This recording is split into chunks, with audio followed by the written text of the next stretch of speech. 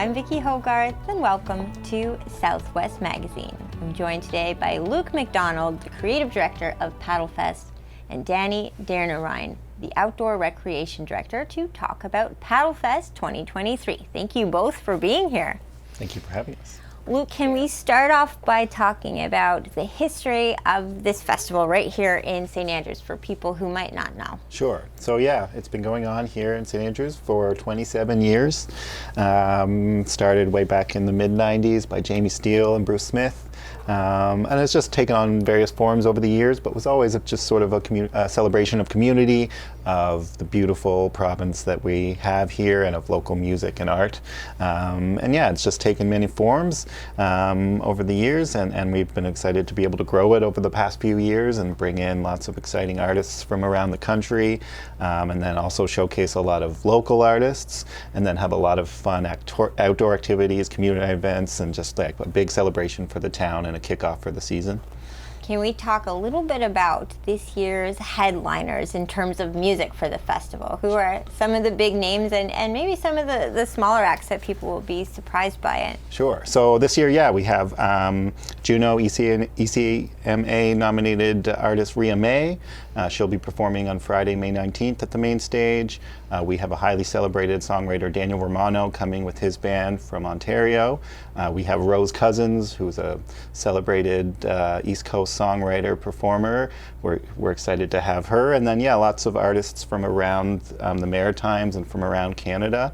Some big ones from around here, like the Hypochondriacs, who are really popular. Owen Steele, a local performer who hasn't been playing too much lately, so it's nice to have him back. He's playing a show on Minister's Island on the Friday afternoon as well. A reunion from St. Andrews' own Earthbound. And yeah, so just lots of different acts from across New Brunswick, across the Maritimes. Over 40 artists this year playing over the 4 days. So lots of different styles and genres, so something for everyone. So yeah, we encourage people to come out and check out some new music, and maybe some music they know, some music they don't. And even artists as far away from the different coast from Los Angeles?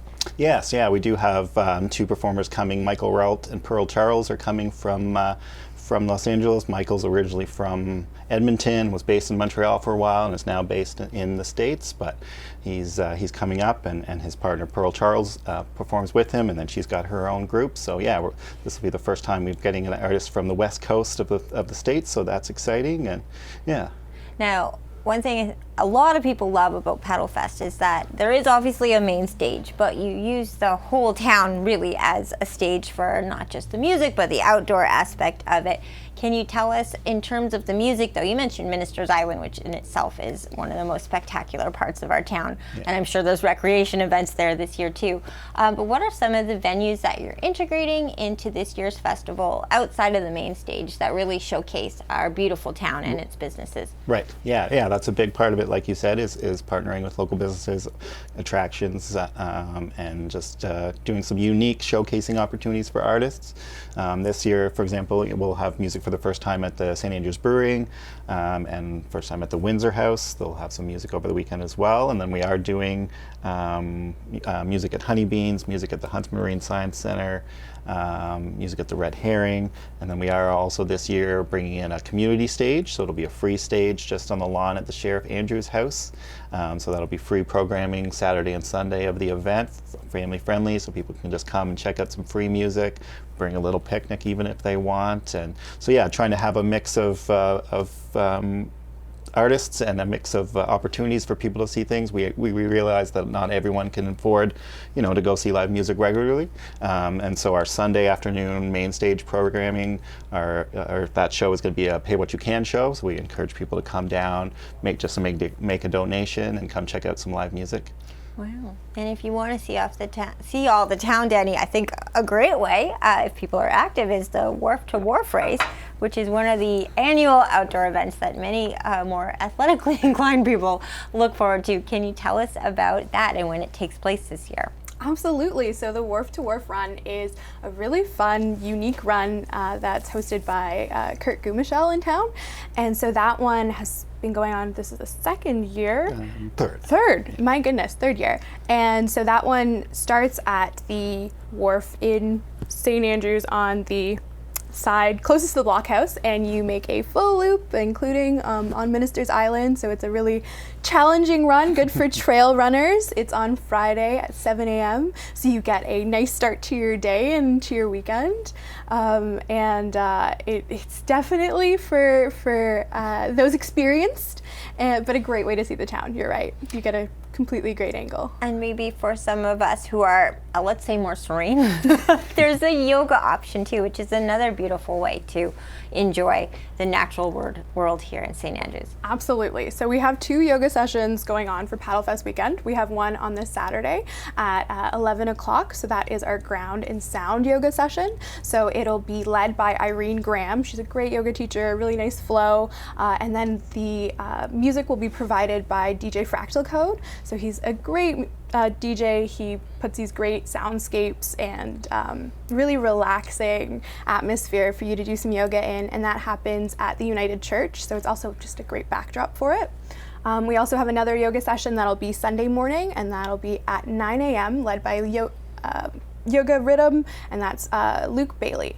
And so that one's a great one because it'll be outside on the St. Andrews Brewery deck. And so you'll get that beautiful view of the wharf as you do some morning yoga, maybe shake off last night's party if you've still got it in you, and get ready for the last day of the festival on Sunday. And May long weekend is obviously, we're also just getting used to being back outside all day long, which is another beautiful thing about Paddlefest. It really kicks off summer early here in this part of the world. Mm-hmm. Can you tell me a little bit about the environmental aspects of the outdoor and recreational aspects of Paddlefest? There's an educational element too that goes along with a lot of the activities that you plan. Absolutely. I mean, I don't mean for there to be an educational, but I think living in this town and loving the ocean as much as I do, I always want to share that with everybody too. So in terms of educational things, there will be some pop-up screenings by the Outdoor Film Festival. So because, of course, due to our lovely inclement weather, Paddlefest is also known as Paddlefest. We're doing some pop-up screenings. There'll be some outdoors and some indoors as well, so that'll be going on throughout the weekend. We'll also be having an NGO science fair, so that'll be on Sunday from 11 to 2. So that's an opportunity for the local science NGOs in the area to come out and tell us a little bit about what they're working on, because we've got so many in the area, like Eastern Charlotte Waterways and ACAB St. John, that are all doing great projects that we don't always get to hear about. So that'll be happening at Sunbury Shores Sunday, 11 to 2, and it's just a great opportunity, family friendly, bring your kids, everyone can learn something new. And can you tell us a little bit about some of the speakers that will be here for this year's festival? Yeah, for sure. In terms of if you're looking for a good info session, we're having the Canadian Whale Institute come by on the Saturday at 2 o'clock. So they'll be hanging out on the wharf with their whale rescue boat and equipment to do some talking about it, showing off the equipment, how it works. And so that'll be run by Robert Fitzsimmons and Mackie Green. So it'll be a great opportunity if you're interested in learning more about how all of that works.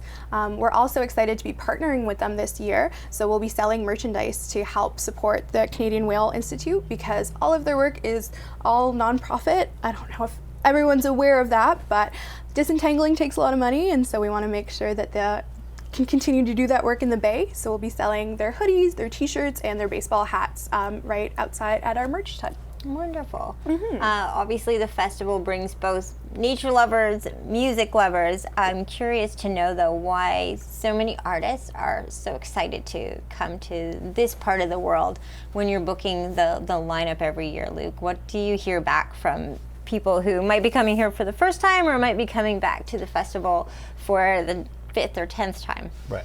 I mean, yeah, as we all know, I mean, we've all, St. Andrews is a special spot, and it just, for the most part, it fills you with relaxation as soon as you get to town, and that's a big thing with the artists. Coming to a small town community festival is really unique. And they're not dealing with huge lines, or it's just a very relaxed weekend by the sea, and they can just kind of come and enjoy themselves and really, engage with the audience in smaller venues than some of them might normally play. But they kind of embrace that, where it's again, something a little different, something a little more unique. And yeah, just being by the water is obviously very mentally mentally rewarding, and it just I think both for the artists, for the audience, for the town folk, it's just a nice weekend of kind of celebrating this place and just kind of, you know, celebrating the summer season and just really kind of hopefully getting to relax. We won't be able to relax, but hopefully everyone else gets to. I know the businesses in town are excited not to relax. I've already heard people gearing up for this, as it's known in town to really be this kickoff weekend to the tourism season. What's the feedback that you both hear from the local business community and the local tourism community about what Paddlefest brings to this part of the world in terms of really uplifting the businesses and kicking off the season? Yeah, like you said, it's just kind of the kickoff of the season. You know, a lot of the places are opening up for that weekend for this time. Huntsman, Minister's Island. A lot of the shops will be opening. You know, there's some new restaurants in town that I think will be opening that weekend. So it's just a really, again, celebration of the community, and the business community has really embraced Paddlefest, and we're happy to, you know, partner with as many businesses in town as possible to just make it a fun weekend, a successful weekend for everyone, and something for everyone, whether it's, you know, whether you're coming for the music, coming for the activities, or just coming to enjoy St. Andrews. I think there's something for everyone that weekend. Now, I know that you will both be extremely busy, but I'm sure you will find a few moments to enjoy some of the music or some of the events that you'll be working at, but still nevertheless partaking in. Can you tell me a little bit about what's on your radar for what you're personally most excited for? Yeah, absolutely. One artist that I'm excited to see is Jamila. Saw her last year as well, Sunday afternoon show, and she's playing the Sunday afternoon as well. And it was just like a great way to kind of ease into that post-Paddlefest, and it was a lovely show. And in terms of events, I'm really excited for the dragon boating clinic, because that'll be at Katie's Cove, put on by the St. Andrews Paddling Club, and so that'll be just a great time. I love being down at Katie's Cove and seeing that space used. It's just an awesome time, and always great to see people being introduced to something and getting to try something new. It's one of my favorite parts about Paddlefest, being able to just dip your toes into so many new things. So yeah, those two things I'm really looking forward to.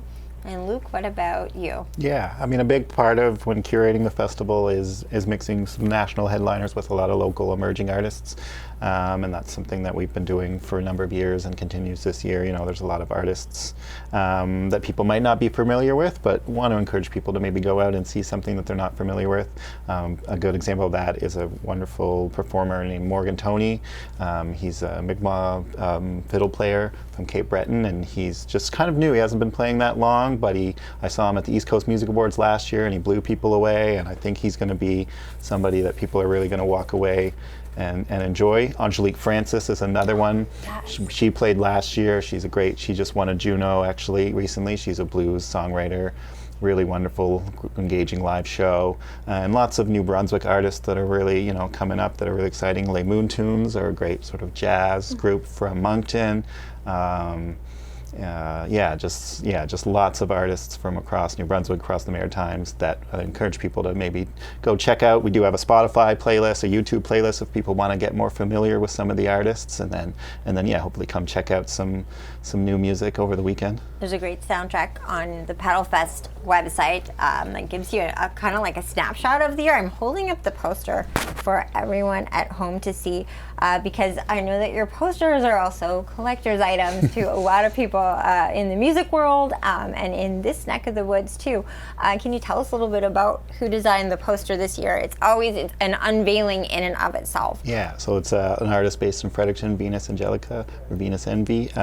She's done some wonderful work for us in the past, and did another great job this year. And we wanted to kind of capture a feel of St. Andrews and the feel of the fun of the festival. So we think she really captured that well. And obviously this has me thinking about the beach cleanup, Dani, which is always an annual event at Paddlefest. The beach often changes, but it's always an initiative that's put on. Can you tell me a little bit about where the beach cleanup for this year's edition of the festival will be? Yeah, absolutely. And I want to say about the poster design, Venus really wanted to incorporate some form of beach trash into her design, because she feels really strongly about marine debris and plastic waste. So great idea, like just awesome connection to the festival. But the beach cleanup this year, it's been going on every year since Paddlefest started, and it'll be at the Bar Road this year. It's put on with the Atlantic Salmon Federation, and that'll be on Sunday at 9 a.m. So get your boots on, get up, go for a little walk and find some trash.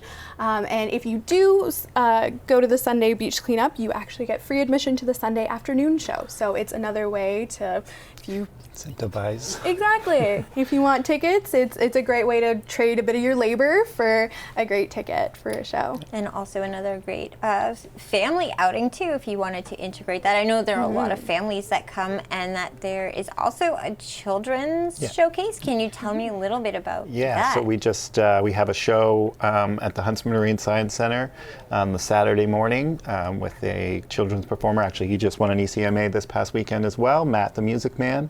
And he kind of teaches kids all about getting or being self-confident, learning to be comfortable with themselves and confident in themselves. So it's a great message. So that'll be Saturday morning at the Huntsman, and there'll be some face painting and then of course the aquarium is opening for the season, so people can go in and go to the seal feeding, go to the check out all the exhibits, and then come to the theater for the show. So. And the Huntsman's also a venue you use year-round for a lot of performances. Yeah. So me and Jamie Steele have been doing a concert series there in the off season, and actually, so the final concert in that series ties in with Paddlefest. So that is the show on the Sunday evening with Rose Cousins and another wonderful emerging artist, Carlene, who's from Graham and Ann, a songwriter from Graham and Ann. So we're excited to have a local artist paired with a established headliner like Rose Cousins. So that'll be a great kind of end to that series and to the festival. That's kind of the last big show of the festival as well.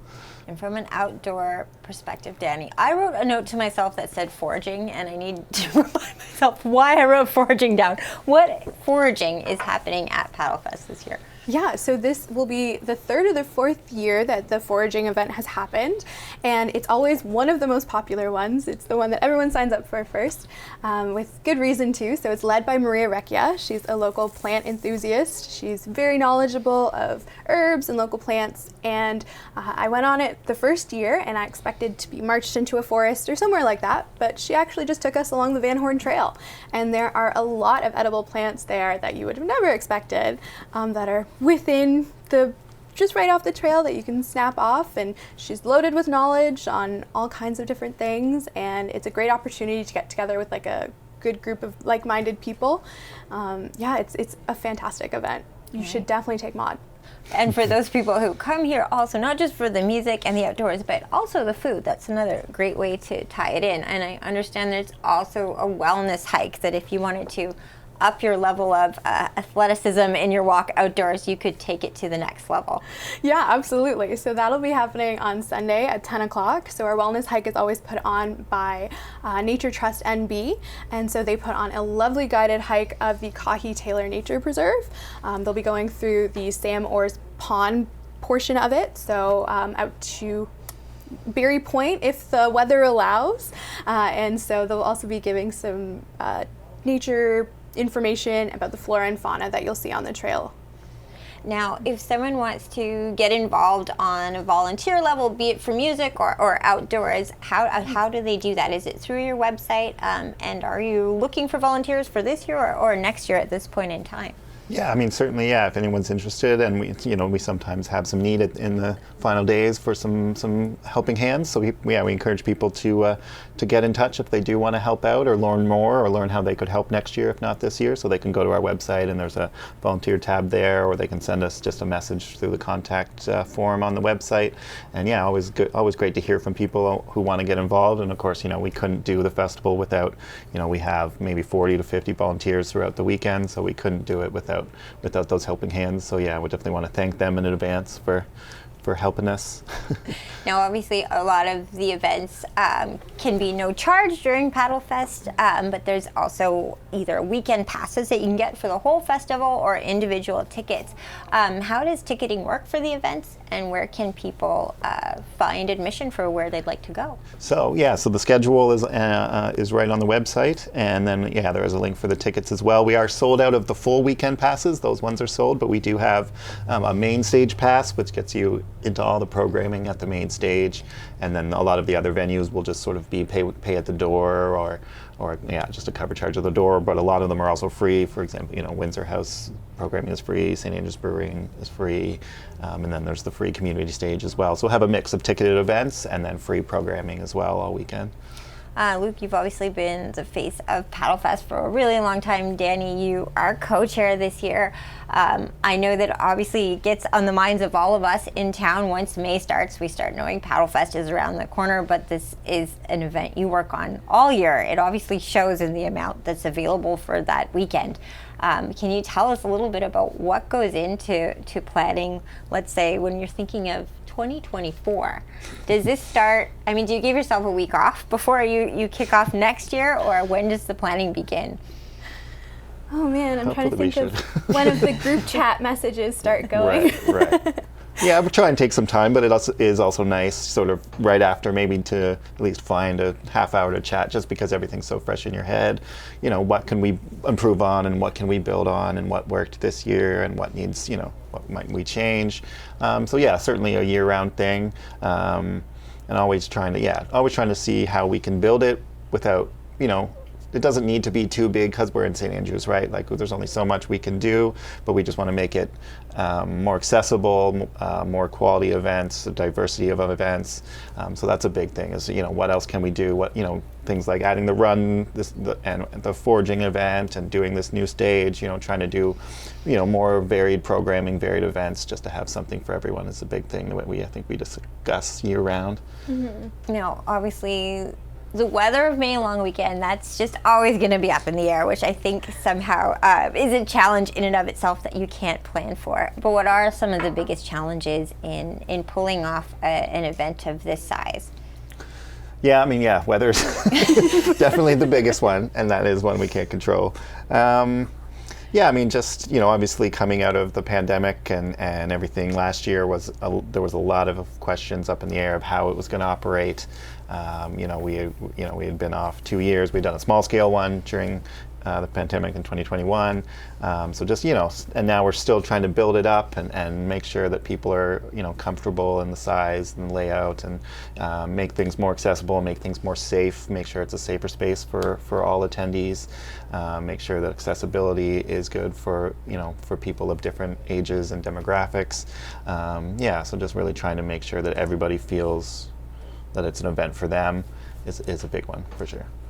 Now, obviously, you mentioned that you're sold out for the full passes already, which is a testament to how exciting and great the festival is. But have you noticed, maybe in terms of how early those tickets sell out, that there's this almost renewed interest in this part of the world? In this post-pandemic, there is that silver lining that somehow we got discovered even more than we were once a hidden gem, and we're hidden no longer. Have you noticed that in terms of where the interest comes from the people coming to the festival? A little bit. We can see sort of in the reports of who's buying tickets and where they might be from, so you can kind of get the analytics of, are people coming from further away, and it does seem to be a little bit. Again, St. Andrews has a reputation, is known as this, beautiful escape by the sea in, small town New Brunswick, where you can, not that you leave your worries behind, but it's just a nice, a nice place to come and get away from it all, and I think a lot of people have realized that, and again, like I said, the artists also realize that, this has become a special place for a lot of artists, and a lot of artists that have played Paddlefest throughout its almost 30 years, regularly want to come back, and some of them, let's say, for example, last year, David Miles, he played at the Gables for the first time that he played Paddlefest, 20 years ago or whatever, and then headlined the main stage last year. So it's a nice example of, these artists coming back time after time because they love this place and because they see something special here. And finally, what do you hope people take, be it their first time or their 10th time coming to this festival? What do you hope anyone who comes, be it an artist or just a music or outdoor lover, takes away from the long May weekend here in St. Andrews? I think the reason Paddlefest draws so many people in is that it just draws people who are looking to make such a good connection, and I think people are just so open that weekend and are so full of just love and wanting to have a fun time that I just hope people walk away with learning something new about themselves, maybe discovering something new that they didn't know that they liked, or an artist that they didn't realize that they loved, or just something about themselves, because I think that's ultimately what we want. We just want a space for no matter who you are, what you are, any orientation, that you feel like you can have a good time here. And yeah, I think it's a testament to everyone who loves it so much and comes back year after year to help and make it happen, that it's quite a special little festival. Yeah, I think awareness is a big part of it. You know, we want to create more awareness on causes that are important to a lot of us and to a lot of people that might come to a Paddlefest, of environmental causes or whatever they may be. You know, we obviously want people to come and have fun and enjoy the town, but yeah, if you can learn something either about yourself or about learning a new skill, or learn about a new organization or something that, you know, seems something you might be passionate in or might be able to help out with, you know, those are the kind of things that are just as rewarding as seeing live music, which for me is obviously very rewarding. You know, I'm in that industry, and it's such a great thing for our mental health to go see live music again and go see it as a collective community. It's so important. So that's a big part of it as well. So yeah, if we can just get people together, get people like-minded together, and hopefully create some awareness and hopefully create some change in the long run as well. That's kind of the biggest goal, I guess. Well, thank you both for all you do, and I so look forward to this year's edition of Paddlefest. Thank you so much. Thanks for having us. My guests today have been Luke Macdonald and Dani Deonarine of Paddlefest here in St. Andrews on May long weekend, May 18th to 21st. I'm Vicki Hogarth. Thank you for watching Southwest Magazine.